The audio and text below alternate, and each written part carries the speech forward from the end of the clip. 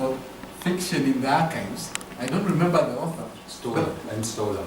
Forgetting history, that some things are better forgotten. And that's what we have tried to do in our schools in Africa for a long time. Slavery was just one of those things. Now it's over, you better get over it and do something else. I remember this saying from famous philosopher, if you forget history, you're bound to repeat it. And slavery for me was not one of these things. It affected our psychology, affected our economics and everything. So I think we should remember history. And part of history, of course, you're a historian and you want accuracy, but sometimes myth is important in building identity. Myth, not accuracy, but myth. Most of our original foundation stories are myths. They are not history in the, perhaps your sense of the word, you know. So I have a problem with that, and that we should. I know it is ambiguous. It can create problems. It can. But I think the usefulness of remembering this event in our history, in African history, Tanzanian history, West Africa, I think it's very important.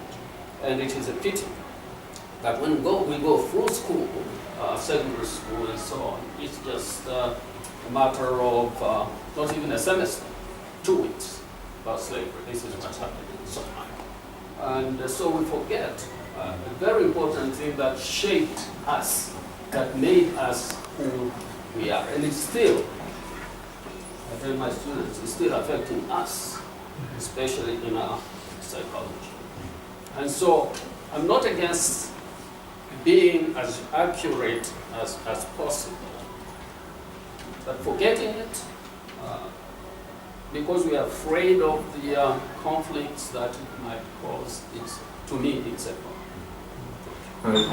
My question, does the slavery, because they're buying slave, also the missionaries, so does it affect the missions or the plan of those missionary institutions who came?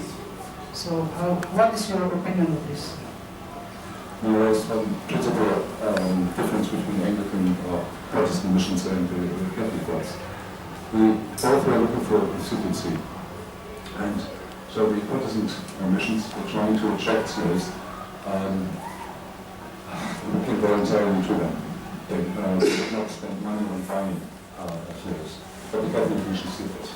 And the idea was to get children aged, say 2, 4, 5, when they were still at the state, they could influence them through teaching.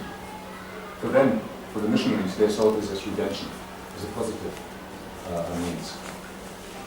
The numbers are not that high. We are talking the total number of slaves bought by Catholic. Thank you. I like the way the perspective of problematizing, the perspective of not taking things for granted. I read it in your expose. And my problem is with the whole issue of memory and constructing a memory about something. I would love to get a sense in which we can get an authentic memory from a historian point of view. Otherwise, we might be always problematizing and maybe forget that at some point something happened and it was for real. It's not something that is just a manipulation by the writers or by the historians. Thank you. And it refers the principle of non-retroactivity. The problem. And I don't know how much historians have been interested in that idea of trade in terms of slavery, to the extent, like, I think you mentioned it a bit, that it's tricky when we talk of the West African slavery, that there were kings, African kingdoms or whatever, who were actually trading slaves with whoever was buying them. So at the end of the day, then there's been this form of animosity, especially from African Americans, saying that in fact this whole idea of slavery is because of the kings who were selling us in that sense then.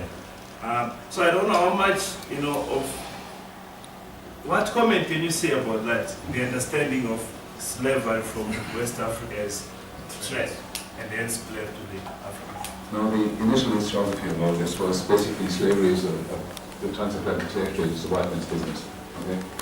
And then only then traveled around the world, the passports are taken away, they're complete dependence on their parents and so on and so on. Are they not slaves, female slaves? Our workers who are basically forced to work in this or other factory, even in China, or say in Angola, or wherever you want to go, are these people, their rights, or the lack of it, is that not very much akin to slavery?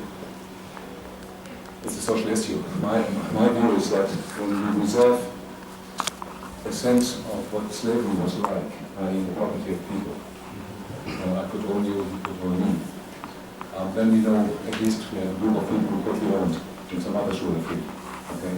If we are operating with a very wide definition of slavery, then the term loses its precision, I think. So, while I fully support what you said about are there not many people living today in conditions who are very similar to slavery, and something should be done about it, I entirely agree. But at the same time, I have the feeling that if you are using the definition of slavery for these people, you might lose something of the sharpness of the definition. Okay? So there's this problem. How do you do justice to one end, but also do justice to the other issue? The first issue, what was it?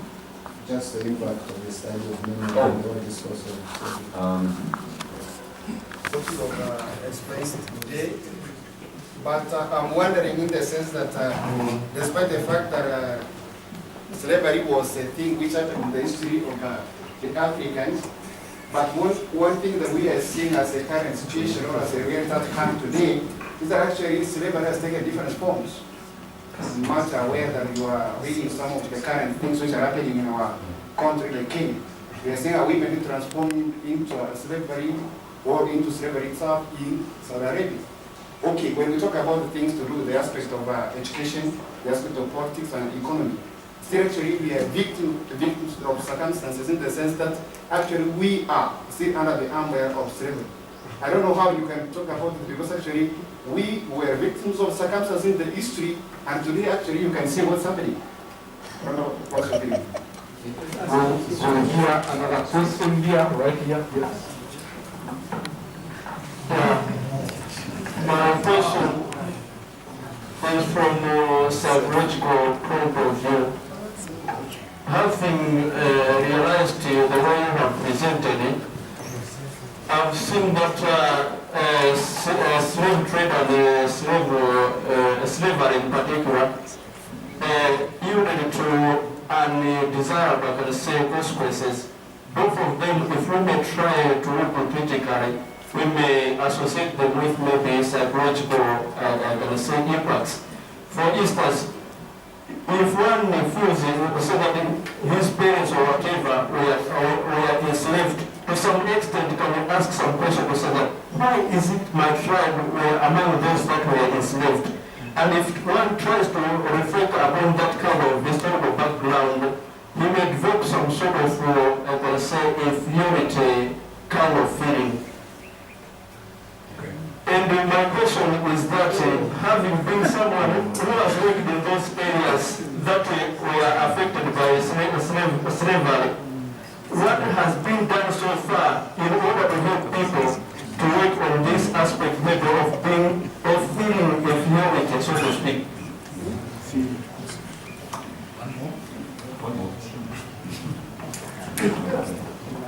My voice is loud. Okay, my question is it right to come to the conclusion that slavery has been abolished completely in the Eastern Africa? Because nowadays we hear and even experience other issues like human trafficking, child labor, forced prostitution, among the others. And in these situations, it's like people are treated like slaves. So my question is it right to come to the conclusion that slavery has been abolished completely in the Eastern Africa? Okay, let me respond. I earlier said that there are two ways of looking at slavery, in the narrow sense and in the wider sense. In the narrow sense, You can see there are still a lot of questions and burning questions. My suggestion is that as we go down for some refreshments, we'll still have Dr. Deutsch with us, and please interact with him and do raise some of the disagreements or fresh questions that you have. I wish we could keep him for another 1 hour, but I'm afraid it is not possible. So I will be inviting, and please do stay for some refreshments. But before we do so, please join me to thank Dr. Deutsch.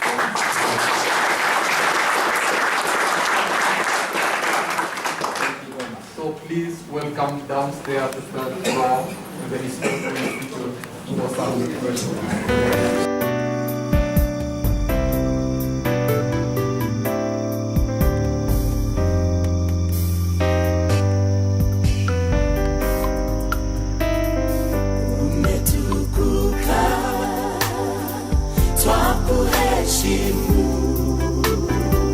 Hakuna mwingine kama wewe,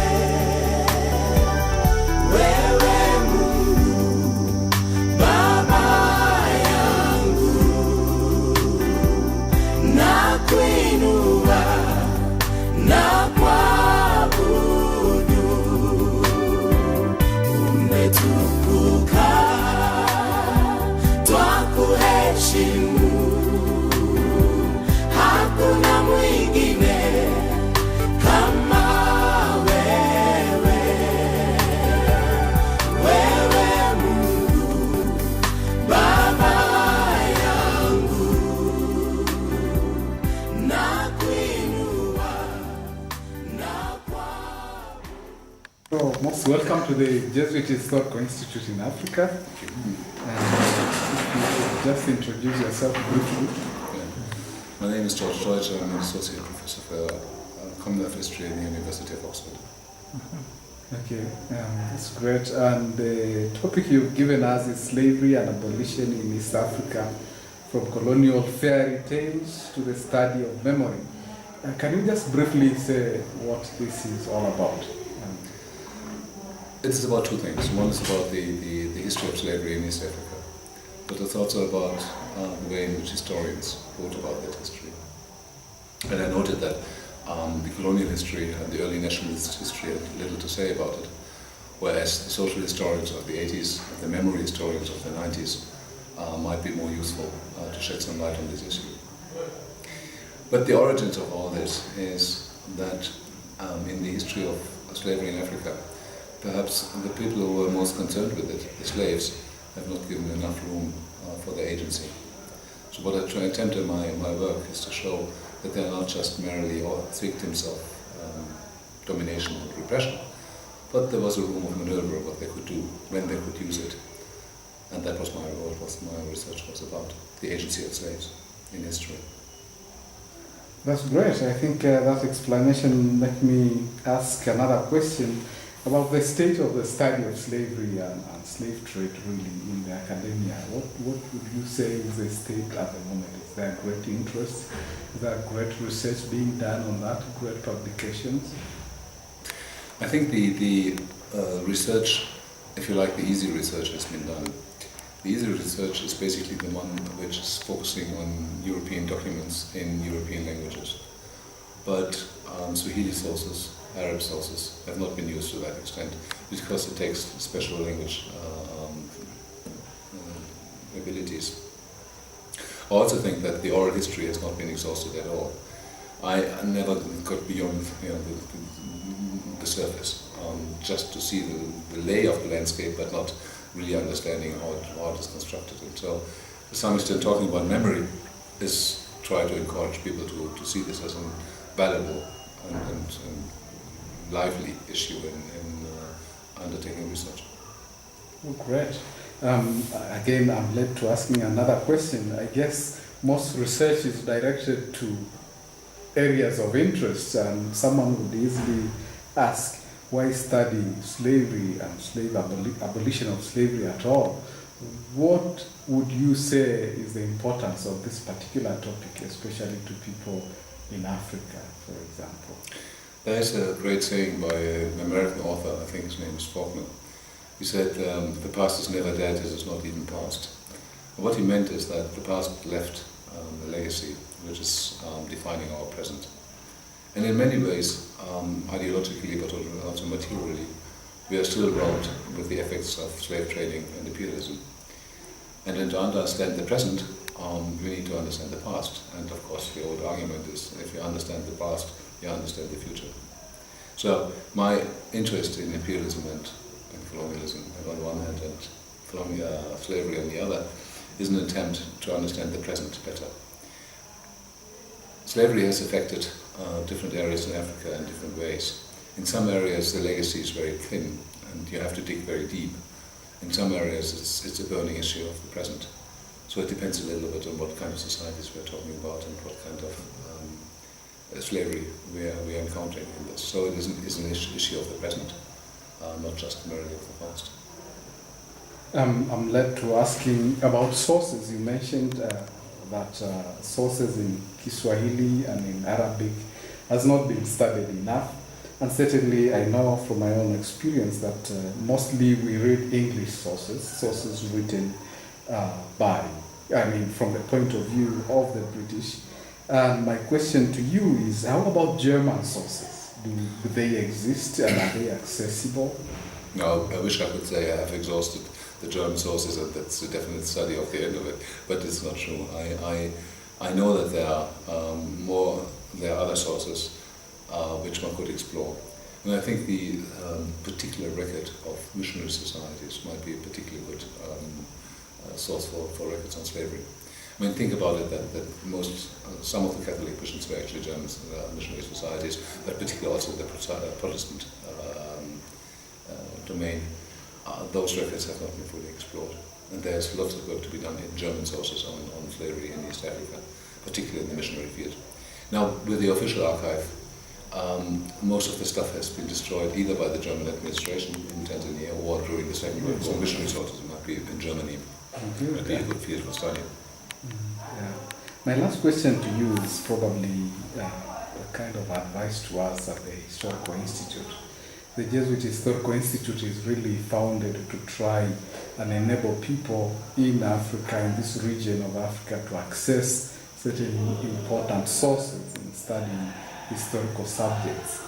I wonder, from your point of view, what kind of material should we look for to collect and bring here and make them accessible to people, especially people at the level of a master's, trying to research, for example, the topic of slavery?